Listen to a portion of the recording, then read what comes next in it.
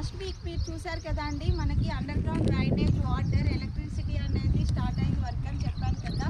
ఇప్పుడు చూడండి, ఇక్కడ మనకి ఎలక్ట్రికల్ పోల్స్ అనడం పెట్టడం జరిగింది.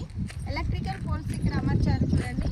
అటు సైడ్ వచ్చేస్తే మనకి వాటర్ ట్యాంక్ అనేది రెడీ అవుతుంది.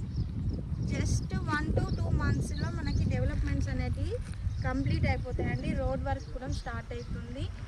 మీరు చూసుకున్నట్లయితే electricity, under ground drainage, water almost అన్ని వర్క్ అనేది 1 by 1గా స్టార్ట్ అవుతుంది. ఇది మనకి హైవేకి ఓఆర్ఆర్ ఇన్సైడ్లో ఉంటుంది. 1 km డిస్టెన్స్లో ఉంటుంది. ఆ రోడ్ చూసుకున్నట్లయితే మీరు 100 feet రోడ్ మనకి విలేజ్కి వెళ్ళే రోడ్లో ఉంటుంది. ఇళ్ళ మధ్యలో ఉంటుంది. ఇందులో లిమిటెడ్ ప్లాట్స్ మాత్రమే అవైలబుల్గా ఉన్నాయి. త్వరగా వచ్చి సైట్ విజిట్ చేశాక మీకు నచ్చితేనే ప్లాట్ బుక్ చేయండి. Thank you.